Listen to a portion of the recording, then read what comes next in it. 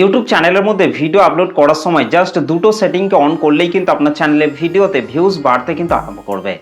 দেখুন, অনেক নতুন নতুন কন্টেন্ট ক্রিয়েটর রয়েছে, তারা কি করে তাদের ইউটিউব চ্যানেলের মধ্যে ভিডিও আপলোড করার সময় সেই মোস্ট ইম্পর্টেন্ট সেটিংসগুলিকে কিন্তু তারা অন করে না, যার জন্য কিন্তু তাদের চ্যানেলে ভিডিওতে কিন্তু ভিউজ কিন্তু বাড়তে পারে না।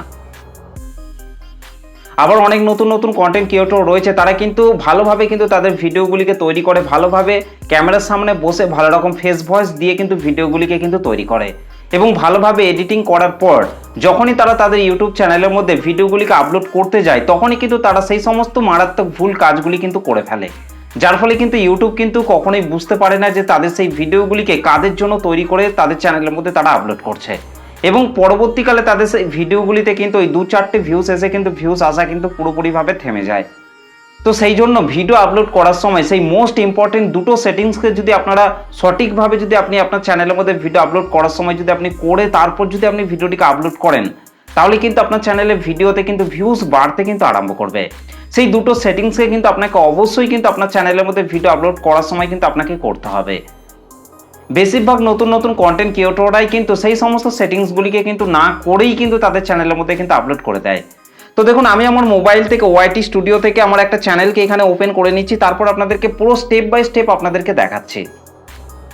তো দেখুন, আমি কিন্তু আমার মোবাইল থেকে ওয়াইটি স্টুডিও যে অ্যাপ্লিকেশনটি রয়েছে সেটাকে কিন্তু ওপেন করে নিয়েছি এবং এই চ্যানেলটিকে আমার ওপেন করার পর ভিডিও আপলোড করার জন্য কিন্তু আপনারা চাইলে এই যে ওপরে যে প্লাস আইকনটি রয়েছে, প্লাস আইকনটির মধ্যে টাচ করে কিন্তু আপনারা আপনাদের ইউটিউব চ্যানেলের মধ্যে কিন্তু ওয়াইটি স্টুডিও অ্যাপের মাধ্যমে কিন্তু ভিডিও আপলোড করতে পারবেন। তো এখান থেকে আমি প্লাস আইকনটিতে টাচ করছি। তো প্লাস আইকনটির মধ্যে টাচ করার পর দেখুন এরকম একটা ইন্টারফেস ওপেন হয়ে যাবে। আপনার চ্যানেলের মধ্যে আপনি যখন ভিডিও তৈরি করে আপলোড করবেন, যে ভিডিওটিকে আপলোড করবেন আগে থেকে যে ভিডিওটিকে আপনি তৈরি করে রেখেছেন, সেই ভিডিওটিকে আপনাকে এখান থেকে কিন্তু নিয়ে নিতে হবে। তো আমি আমার যে ভিডিওটিকে আগে থেকে তৈরি করে রেখেছি সেই ভিডিওটিকে আমি এখান থেকে নিয়ে নিচ্ছি। তো দেখুন, ভিডিওটিকে কিন্তু আমি নিয়ে নিয়েছি। ভিডিওটিকে নিয়ে নেওয়ার পর উপরে যে পেন্সিল আইকনটি রয়েছে, পেন্সিল আইকনটিতে টাচ করে আমি একটা থাম্বনেইলকে এখানে অ্যাড করে নিচ্ছি।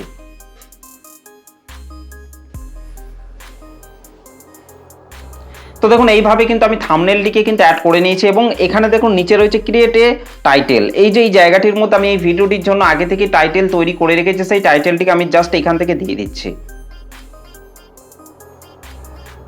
তো এইভাবে কিন্তু আমি ভিডিও টাইটেল থাম্বনেইলগুলিকে কিন্তু আমি এরকমভাবে কিন্তু দিয়ে দিয়েছি। এবার নিচে দেখুন রয়েছে ভিজিবিলিটি। তো এই ভিজিবিলিটি অপশনটির মধ্যে কিন্তু অনেক নতুন নতুন কন্টেন্ট ক্রিয়েটর কিন্তু ভুল করে থাকে, যার ফলে কিন্তু তাদের চ্যানেলে ভিডিওতে কিন্তু ভিউজ কিন্তু বাড়তে চায় না। দেখুন এখানে কিন্তু এই যে ভিজিবিলিটি রয়েছে, ভিজিবিলিটির মধ্যে চলে আসতে হবে।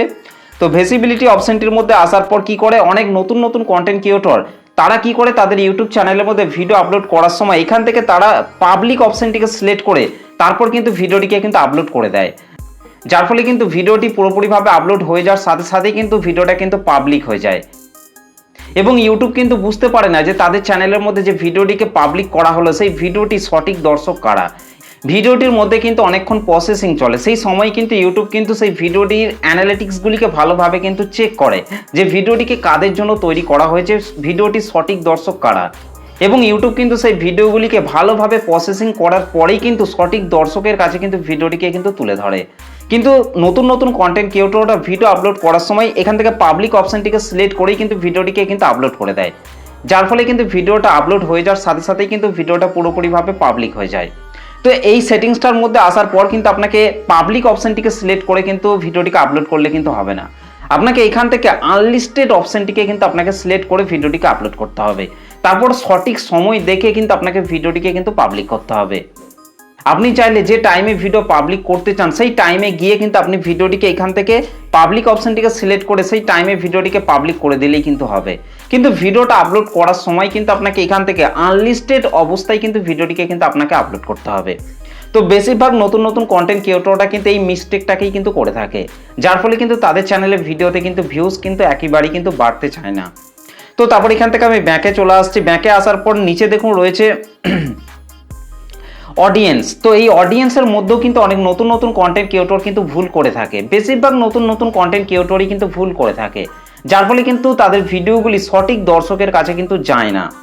তো দেখুন এখানে অডিয়েন্সের মধ্যে আমি চলে এসেছি। অডিয়েন্সের মধ্যে আসার পর আপনি যদি বাচ্চাদের জন্য ভিডিও তৈরি করে থাকেন তাহলে কিন্তু আপনাকে এখান থেকে yes it's made for kids এই প্রথমের অপশনটিকে কিন্তু আপনাকে সিলেক্ট করতে হবে।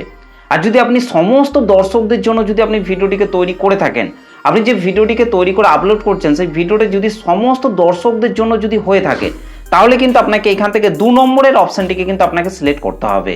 তো বেশিরভাগ নতুন নতুন কন্টেন্ট ক্রিয়েটররা কিন্তু এখান থেকে এই প্রথমের অপশানটিকে কিন্তু সিলেক্ট করে ভিডিওটিকে কিন্তু আপলোড করে দেয়, যার ফলে কিন্তু ইউটিউব কিন্তু সেই ভিডিওগুলিকে বাচ্চাদের কাছে কিন্তু তুলে ধরে এবং বাচ্চারা কিন্তু সেই ভিডিওগুলিকে কিন্তু দেখে না। তো যার জন্য কিন্তু ভিডিওতে কিন্তু ভিউজ কিন্তু বাড়তে চায় না। তো এখান থেকে কিন্তু আপনাকে অবশ্যই, আপনি যদি বাচ্চাদের জন্য ভিডিও তৈরি করেন তাহলে 1 নম্বরের অপশানটিকে সিলেক্ট করবেন, আর যদি বড়দের জন্য ভিডিও তৈরি করে থাকেন তাহলে এখান থেকে no it's not made for kids এই 2 নম্বরের অপশানটিকে সিলেক্ট করবেন। এবং তারপর নিচে দেখুন রয়েছে এজ রেস্ট্রিকশন, এটার মধ্যে আসার পর এখান থেকেও আপনারা no don't restrict my video to viewers over 18 এই 2 নম্বরের অপশানটিকে আপনারা এখান থেকে সিলেক্ট করবেন। ওকে, তো এইখান থেকে এই সেটিংসগুলিকেই কিন্তু আপনাকে প্রপারভাবে কিন্তু ঠিক করতে হবে। ভিডিও আপলোড করার সময় কিন্তু আপনাকে এই কাজগুলিকে কিন্তু করতে হবে। তো তারপর এখান থেকে আমি ব্যাকে চলে আসছি। তো ব্যাকে আসার পর নিচে রয়েছে দেখুন ডেসক্রিপশন, অ্যাড ডেসক্রিপশন রয়েছে। এই অ্যাড ডেসক্রিপশন বক্সের মধ্যে এসে আপনি চাইলে আপনার ভিডিও রিলেটেড কিছু কিওয়ার্ডকে আপনারা এখানে অ্যাড করতে পারেন, হ্যাশট্যাগ কিন্তু আপনারা অ্যাড করতে পারেন, এমনকি আপনার ভিডিও সম্পর্কে 2-4 কথা কিন্তু আপনারা এখানে ভিডিও ডেসক্রিপশন বক্সের মধ্যে কিন্তু আপনারা চাইলে কিন্তু লিখতে পারেন, যার ফলে কিন্তু অডিয়েন্সদের বুঝতে কিন্তু অনেকটাই কিন্তু সুবিধা হবে এবং ইউটিউবও কিন্তু ভালোভাবে বুঝতে পারবে যে আপনার ভিডিওটি আপনি কাদের জন্য তৈরি করেছেন। তো তারপর নিচে দেখুন লোকেশন রয়েছে, এটাকে চাইলে আপনি একটা লোকেশন সেট করতে পারবেন যেখানকার দর্শককে আপনার ভিডিওটিকে আপনি দেখাতে চান। তো তারপর নিচের দিকে চলে আসতে হবে। নিচের দিকে আসার পর দেখুন মনিটাইজেশন রয়েছে, মনিটাইজেশনের মধ্যে আপনাকে চলে আসতে হবে। তো মনিটাইজেশনের মধ্যে আসার পর যদি আপনার চ্যানেলটি মনিটাইজেশন হয়ে থাকে তাহলে আপনারা এখান থেকে মনিটাইজেশনটিকে অন করে দেবেন। তো মনিটাইজেশন অন করে দেওয়ার পর নিচে দেখুন পেড প্রমোশন রয়েছে, পেড প্রমোশন এটার মধ্যে আসার পর আপনার ভিডিওটি যদি প্রমোশন ভিডিও হয়ে থাকে তাহলে আপনারা এখান থেকে ইয়েস অপশনটিকে সিলেক্ট করবেন, না হলে নো অপশনটিকে সিলেক্ট করবেন। তো তারপর নিচে চলে আসতে হবে। নিচে আসার পর দেখুন নিচে যে অ্যাট্রিবিউটস রয়েছে এটার মধ্যে আসতে হবে। তারপর দেখুন এখানে রয়েছে এআই ইউজ, অর্থাৎ আপনার ভিডিওটিকে যদি আপনি এআই এর মাধ্যমে তৈরি করে থাকেন, এআই এর মাধ্যমে ভয়েস ওভার করে থাকেন, তাহলে আপনারা এআই ইউজ এটাকে আপনারা ইয়েস করবেন।